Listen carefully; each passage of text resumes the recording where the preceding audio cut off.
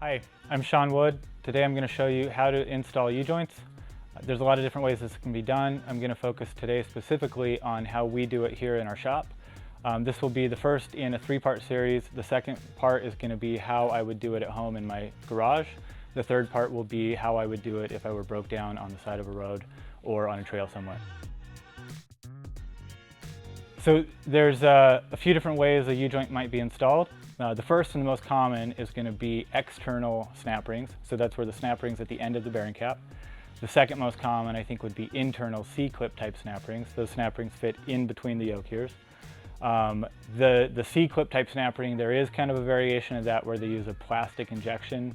That's only on stock drive shafts. Not very common. The last one, and this is becoming more common, is a staked in U-joint. So what that is, it's a normal joint, but instead of snap rings, they stake the yoke, makes it unserviceable. You can't remove the U-joint, you can't replace it. So there's a few different tools that we commonly use here. One is a good sturdy bench, nice metal bench here. Second is a hammer. You'll notice this is not a big hammer, this is 16-ounce ball peen. It doesn't need to be any bigger than this. We use some snap ring pliers. They're really not made for snap rings, but they work real well for it. They have some kind of teeth on the end. We'll use a punch. That punch, we don't need it that often, but sometimes it's nice to have. Sometimes a chisel, don't need that as often either. And then lastly, we use this a lot. It's a pneumatic brake press that's been converted as a U-joint press.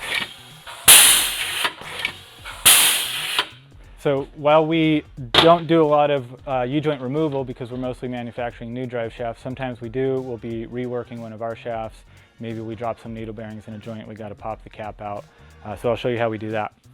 This is just a new drive shaft, but first thing we need to do is remove this grease fitting so we can get to the snap ring. And then remove the snap ring. You can do both sides or you can do just one side at a time, doesn't matter. So I'm going to do one side at a time on this. So the snap ring, to remove it, what I'm really doing is I am hitting this part of the, right here, this part of the yoke. I'm careful not to hit around where the cap is and snap ring. I'm just hitting this cast part. But as you'll see, all I really have to do is hit the yoke, and I'm pushing up with my finger, but it's not really necessary. And the cap just comes right up. We'll flip it over and pull this other snap ring out. That one's stuck. And then same thing.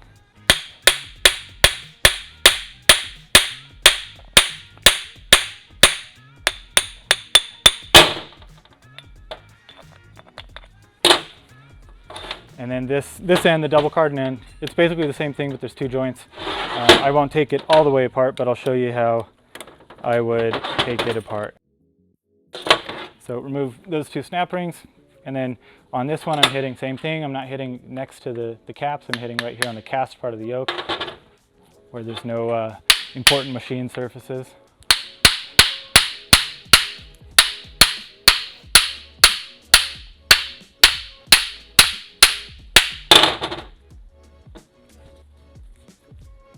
And part of the reason I'm pushing up on this is really just so that we don't get separation between the joint and the cap, because when that happens, the needle bearings fall over. But it's really not necessary for the removal.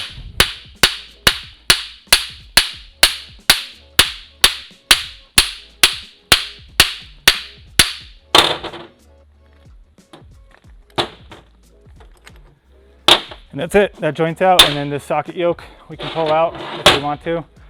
And if we were going to keep going, we just do the same thing here and then do the same thing here. So for the installation, first thing I want to just kind of go over is there's a couple different types of joints. This is a standard greasable joint. The grease fitting's right here. With these, it's sort of important that you pay attention to the orientation. Sometimes if you put it in there and you kind of just put it in and you see if it's going to rotate, you want to make sure this grease fitting's not going to hit something. Sometimes if you put it in the wrong way, it's going to hit the edge of the yoke, which would break the grease fitting off. So we pay attention to which way we put those in. On a non-greasable joint, which is this here, when we take these caps off, there are these little bushings, these little plastic washers basically that go at the end of the cap. You can see that here.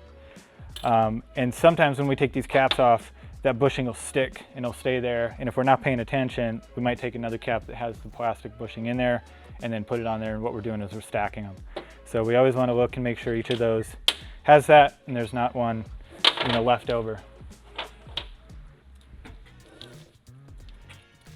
And then finally on all of these, you want to look inside these and make sure that the needle bearings have not fallen over, that there's none missing. Sometimes we'll just pick one up and a needle bearing sitting on the ground, so we know we've dropped one. But you want to look and make sure they're all there before you start putting it on the cap.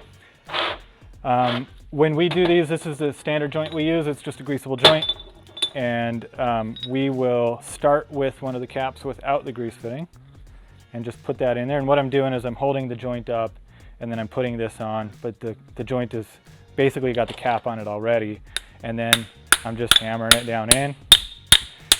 And one of the reasons I use a small hammer is with that ball peen, because I've been doing this so long, I can get that recessed without hitting the edge where the snap ring is.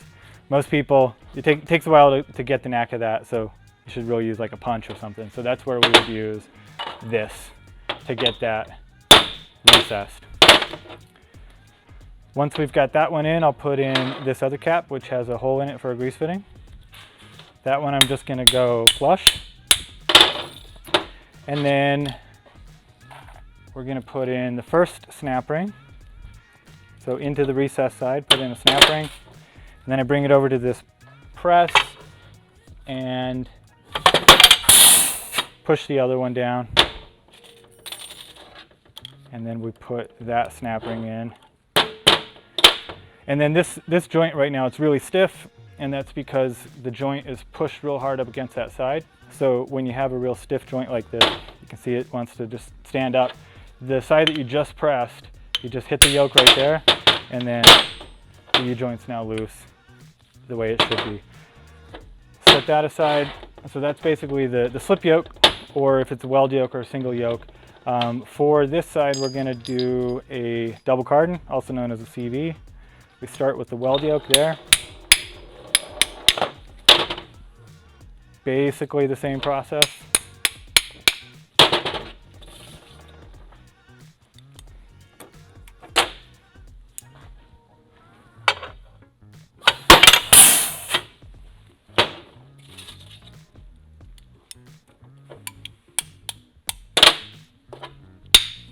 And then put it onto this housing.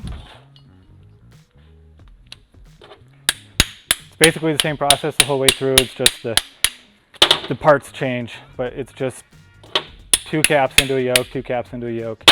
You just repeat that over and over again.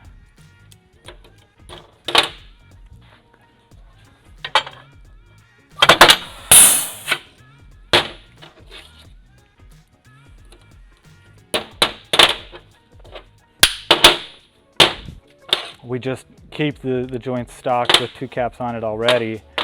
It just makes it easier. But on this, not always, but sometimes there's a little spring that comes in these. And anytime you have only like a half circle here, you need that spring. And if you've got a full circle kind of thing like this, the spring doesn't really matter because all it's doing is pushing the joint into place there. But in this case, I'm going to use this spring. I always line up the grease fittings. That's something we do just because it looks nice, but it also makes it easier for the customer to locate all the grease fittings if they're all on the same side.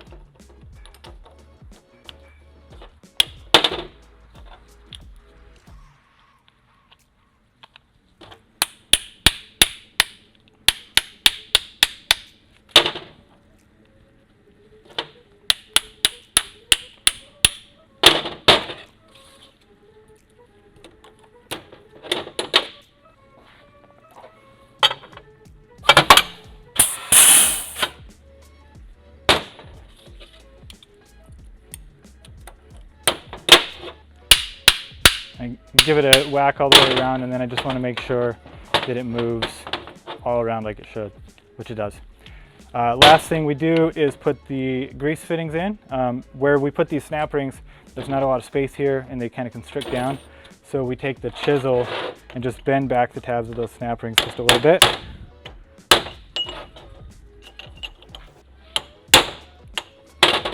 Do the same on this one.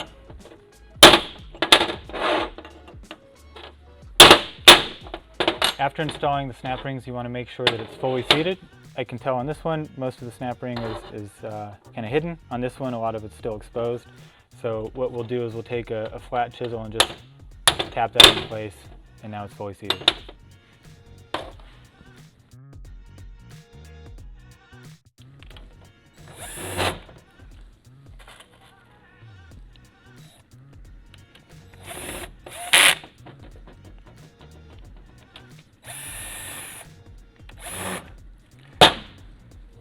And that is it. Those are the two ends that we put joints in on most of the drive shafts that we build.